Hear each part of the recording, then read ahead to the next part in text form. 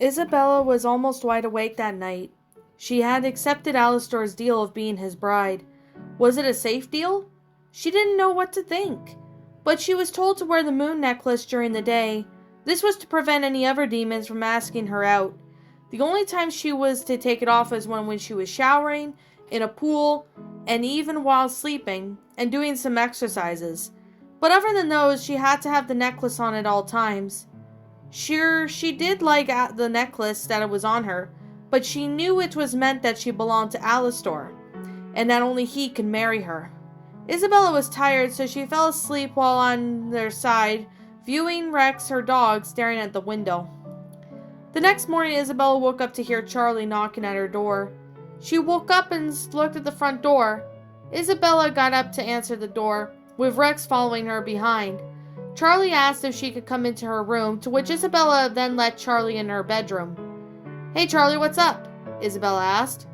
"So I know that you are now his bride, and you made a deal with him to be his bride?" Charlie replied, questioning Isabella. "Yeah, I did. Why did you ask?" Isabella asked, confused as to what was in Charlie's mind. "You do realize that you're being stuck to being a bride. I hope you are aware of that," Charlie answered as she made that statement. "Yes, I'm well aware of that.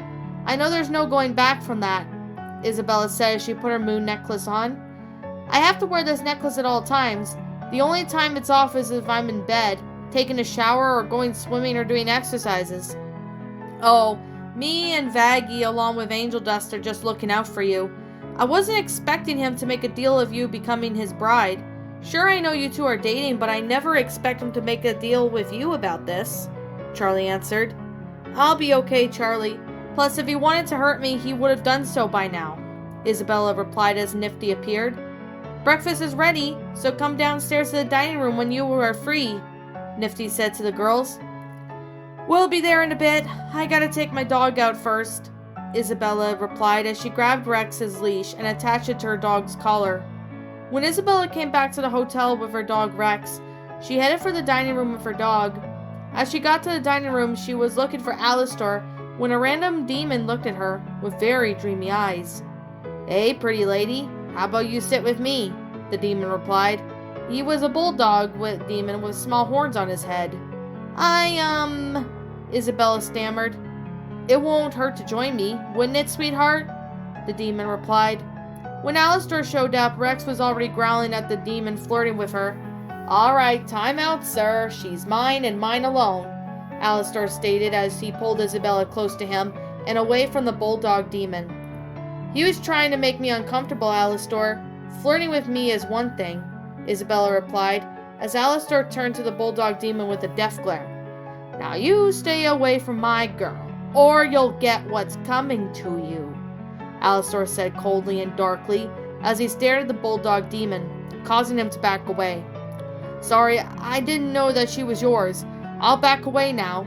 The demon backed away, scared as to what the radio demon would do if he were to flirt with Isabella again. "I do appreciate you coming to my aid, Alastor. I never expected that demon to flirt with me," Isabella said to her boyfriend as they both sat down at the table, a few tables away from the entrance of the hotel. "I can't let that happen to you. Anyone flirt with you, even if you're gonna be my bride," Alastor replied, kissing her head.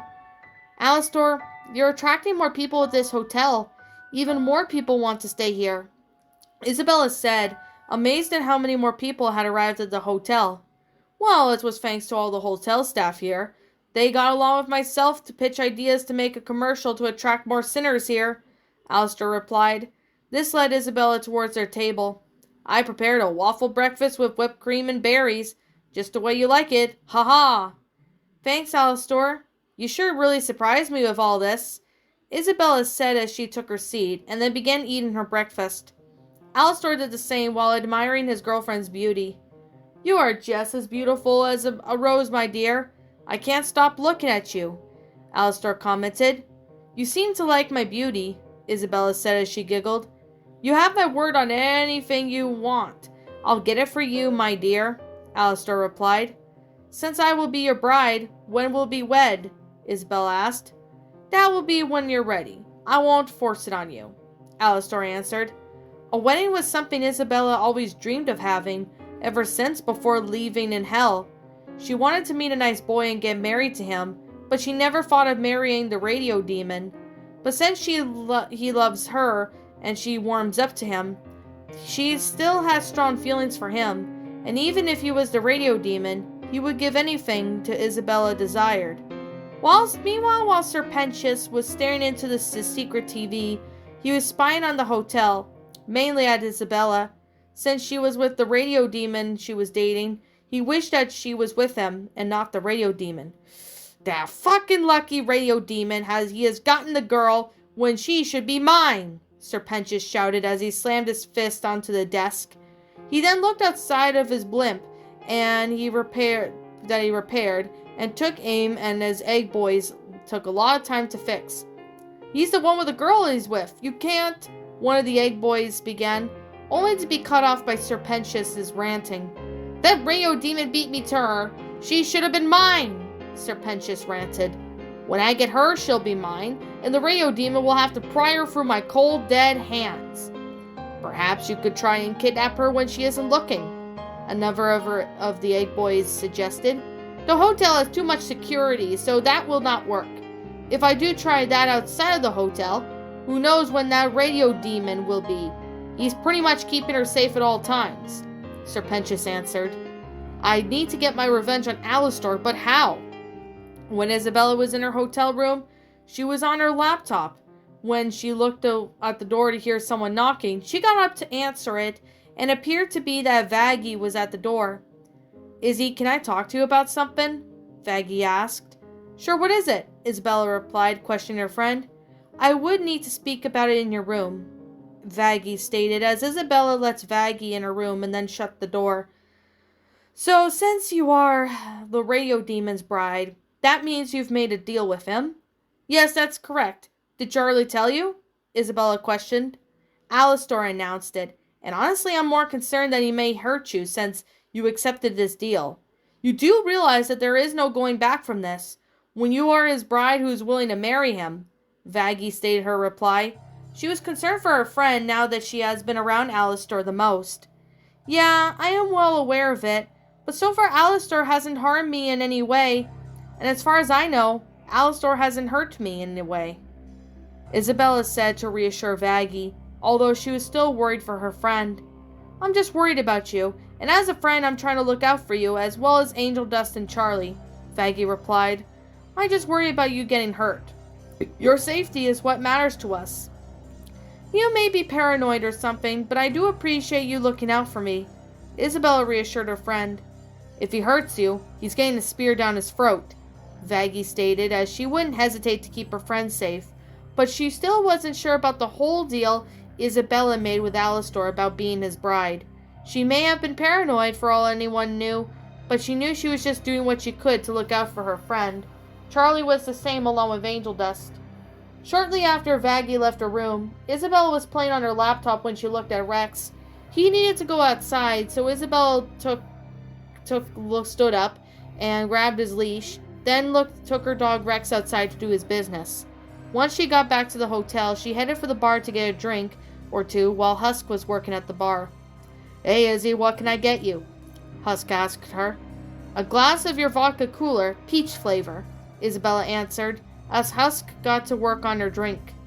Angel Dust showed up beside her, only flirting with Husk for just the heck of it. Angel Dust and his antics always made Isabella laugh. He was funny and always put a smile on her face. When he noticed Isabella getting her vodka cooler from the bar, he smiled to see that she was smiling at his antics. You doing good, Izzy? Angel Dust asked her. Yeah, I'm doing fine. I'm just conflicted about the whole thing, Isabel answered. Conflicted on that dear boy making you his bride to, well, you know, Angel Dust said with a hint of humor in his voice.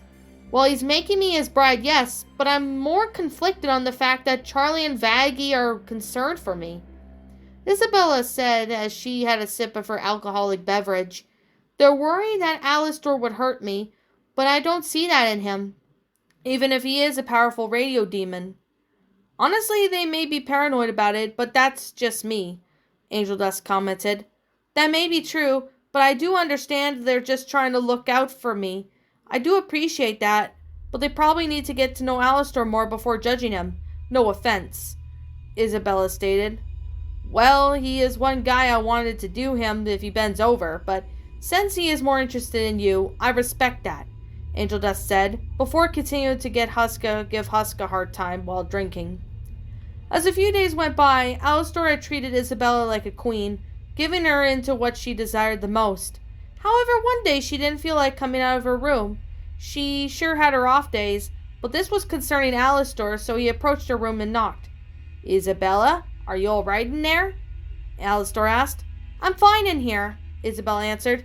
You've been in your room all day. I was hoping you'd come out, Alastor said. I don't feel like it, Isabella replied. You can't stay there all day, you know, Alastor stated. Please respect my decision, Isabella pleaded. I knew she would say that. Would you come out, please? Alastor asked. No, thank you, Isabella shouted from her room. You come out of here, my dear. You know it makes me disappointed to see you not coming out of your room, Alastor said, slowly getting frustrated with his girlfriend. I won't, and you can't make me, Isabella shouted back. Alastor used his magic and made Isabella appear out of her bedroom. You promise that you'll be my wife, and you need to come out of your shell more often, Alastor stated. I do, but there's just some days where I just want to be alone, Isabella spat angrily. You are always alone in time in your bedroom, so you need to get out more often, which means you need to not be in your shell all the time, Alastor stated. I don't care. You don't even know what I'm dealing with right now. It's something personal if you must know. How can you be my future husband if you won't respect my privacy? Isabella said angrily. That's it, Missy. Go to your room, Alastor stated as he was getting frustrated with her. You're not my mother, Isabella replied harshly. Well, I'm your future husband, so get used to my orders, Alastor said. Well, I'm your future wife, so get used to my complaints, Isabella replied. Whatever, just do as I say, so ha, Alastor said harshly. Fine, Isabella shouted. Fine, fine, fine, fine. Isabella shouted one last time, before heading to her room and slamming the door shut. Ah, a woman could be so difficult, Alastor said as he listened closely and heard Isabella crying. The argument had caused her to break down into tears. She's not crying, is she? Alastor asked himself. I didn't mean to make her cry. I didn't mean to say the things I said. Oh, Izzy, I'm so sorry for upsetting you. Alastor felt bad for making Isabella cry. Not only that, he also said some things that he didn't mean to her. Alastor walked away from Isabella's bedroom door as he headed for the dining room to eat some lunch that was there. He sat down at the table in front of Charlie, who was eating lunch, and she could tell that Alastor was in a sad mood. She had asked Alastor what happened, and Alastor explained that he and Isabella both had an argument over the fact that Isabella was in her bedroom all day. She's probably on her time of the month, Al. Women are like that sometimes, so she's probably why she's cranky and argued with you, Charlie explained. If I had known she was on her time of the month, I would have backed off and went easy on her. Guess I learned to respect her boundaries. Must have pushed her limits too far, Alastor sighed. It happens in relationships, Alastor. Just don't beat yourself over it. Why not maybe apologize to her for it, and then do something that makes her happy, Charlie suggested. I guess I can apologize to her, but I wasn't aware that she was moody today, and I didn't even know she was on her time of the month. So that would explain why she didn't want to come out of her room earlier, Alastor replied. When she's on her time of the month, she is short-tempered, just so you know, Charlie warned him. Alastor made sure to make a mental note of that. An hour after his meeting with Charlie, Alastor headed for Isabella's room with a bouquet of flowers in hand. He knocked on the door. As she waited patiently, Isabella answered the door. What is it? Isabella asked. Isabella, I was just wanting here to apologize to you, Alastor began. I'm sorry for not understanding what you're going through. Charlie told me about it. It's fine, Alastor. I want to apologize too for taking my anger out on you. I was really emotional and wasn't in the best mood. Hope you understand what I mean, Isabella replied, reminding Alastor that she was on her time of the month, so she was short-tempered around this time around. I understand, my dear. I was wondering if we could go on a date sometime tonight, Alastor wondered. Sure, that sounds good to me. But where? Isabel asked. You know me, my dear. You will find out where we're going and heading tonight, Alastor answered, as he headed away from her room. While Isabella closed the door and looked at the flowers that Alastor had given her, she knew that she didn't mean to snap at him. Well, she was having an off day, and Alastor can understood that. At first, she would think Alastor would hate her for her outburst earlier, but he understood her reasons for having an off day. If she had forewarned him sooner, then the whole argument would have been avoided. But she knew that when it comes to relationships, there were going to be arguments here and there. But anyway, she would get through it and everything would go better at the end of the day.